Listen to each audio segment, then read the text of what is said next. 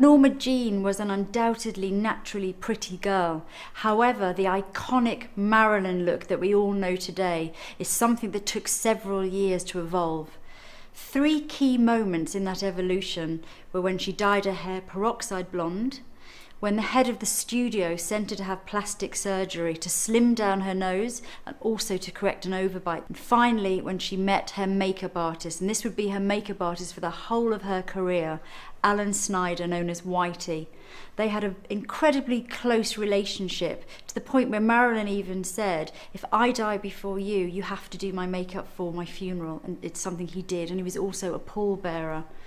Now, the look that he had from her first screen test to when he sort of launched her as the icon she is in 1953 for Niagara went through lots of twists and turns, but once they'd found the look, the Marilyn look, it stayed with her for the rest of the 50s and through all of her big films.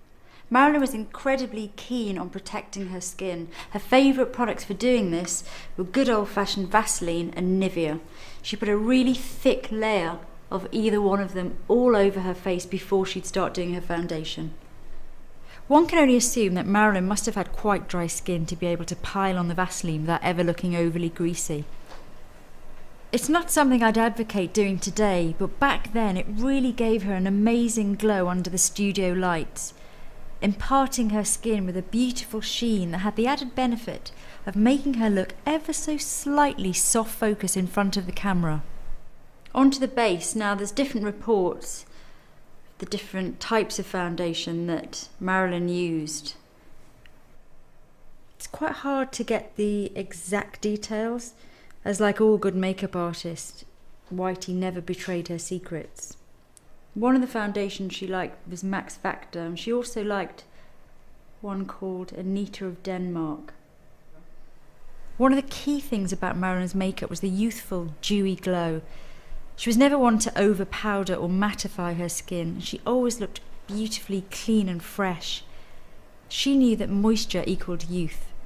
Now the eye look that Marilyn liked was Greta Garbo's, so a lot of the sort of slightly sleepy, sort of very sexy shape of eye was very much based on Greta Garbo's look.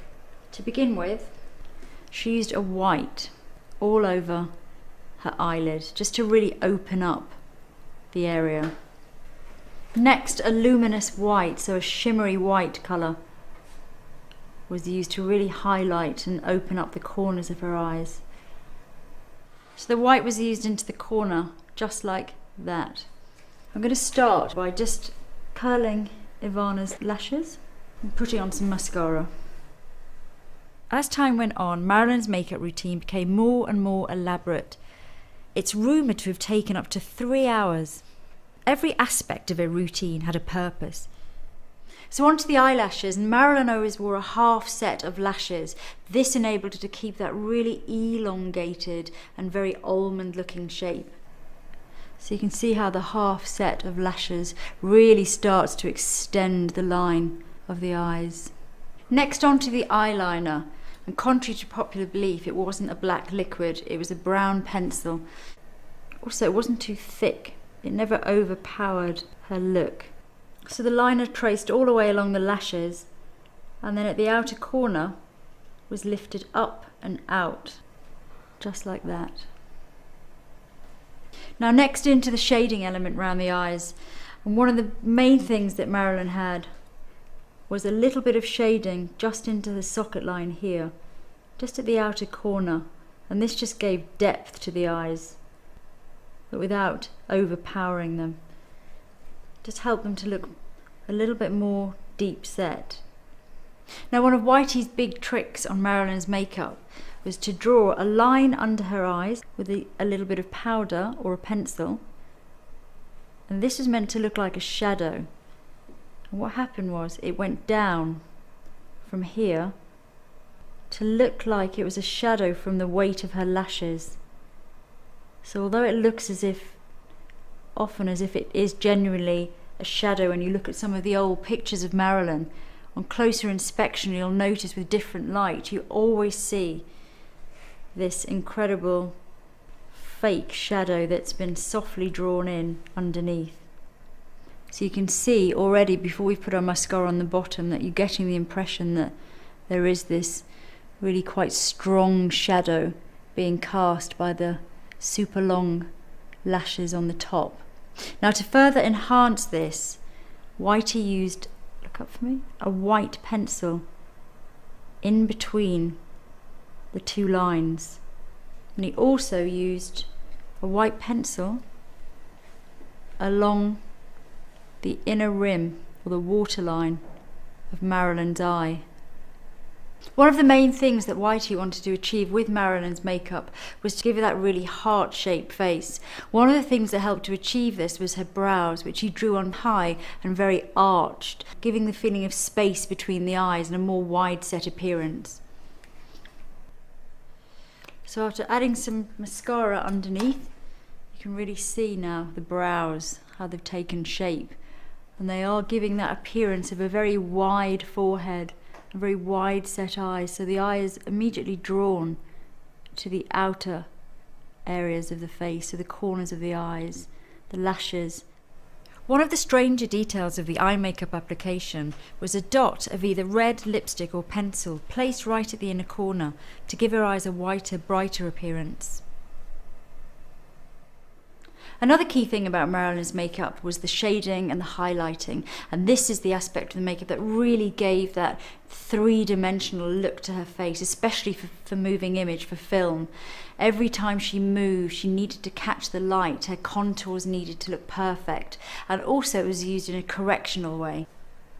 So by shading just under her cheekbones and along her jawline, again gave the impression of a smaller bottom half to the face. So everything was becoming very, very heart-shaped. Another trick Whitey used to do was to shade Marilyn's nose. Although she had had surgery and it corrected a lot of the sort of width, she still felt her nose was too big. So by shading down the sides and especially on the tip, it gave her nose a much shorter, slimmer appearance, which she much preferred. And this is something which worked really well on film. Marilyn always wore quite strong rouge, so very sort of healthy, pink, corally cheeks. Again, this was to make her look younger and fresher, and also it was used to shape her face. So the blusher was used along the cheekbones. It was also used above her eyebrow to shade, and a little bit on her nose. The highlight of the makeup was, in fact, the highlighter. Every little bit of her face was analysed by Whitey. So highlighter was used around the sides of her nose to give this part of her face a much flatter, wider appearance.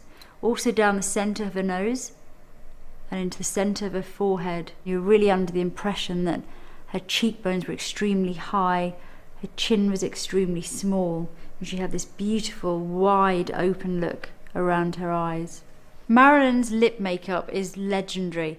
At times she used 5 layers of one colour. Her favourite colour was Guerlain's Insolence, but sometimes she also used 3 different shades. So she'd use colours from Elizabeth Arden, from Max Factor and from Guerlain, and layer it so that all of the dark colours were around the edge, and she always used a much darker lip pencil. The whole idea behind Marilyn's lip makeup was to make her lips look as huge, as voluptuous and as luscious as possible. Whitey started by using a much darker lip pencil. This was to map out the shape. The shape was very high at the outer corners. So I'm starting with a slightly darker red lipstick first. I'm using this all around the edge and at the outer corners. Next I'm going in with a red very similar to the red that Marilyn wore most of the time. It really brightened her face a lot. But you're starting to get the three-dimensional effect here of the dark around the edge and the dark at the outer corner, with the lighter colour towards the centre. Aside from creating the most iconic lip shape of the century, it's rumoured that Whitey helped Marilyn enormously with their onset nerves. Then they would have blotted the lips and started again, putting another layer on. Just close your mouth for me. So building up the layer. So not only was it a trick of the light with the different colours, but also the amount of product, the amount of lipstick that he got onto her lips really added a huge amount of fullness. One of the other tricks that Whitey used to do was to add a little bit of white powder just onto the centre of Marilyn's lower lip, and this again would really add to the fullness. Marilyn and Whitey had their own special lip gloss which they mixed themselves, and they'd never give away the secret. It was a mixture of beeswax probably and something else, but it was very much part of her signature look. So Whitey would often use layer upon layer, gloss, more white powder, more lipstick, more gloss, and you can imagine just by sheer volume of product her lips would end up looking pretty amazing. All that was left to do was to paint on Marilyn's famous beauty spot. One day you'll see the total picture. While meticulous and product heavy, Marilyn's rigorous beauty regime certainly paid off.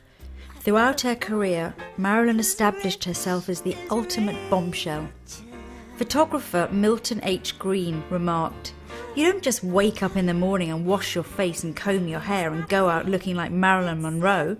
She knew every trick in the book." In my sweater,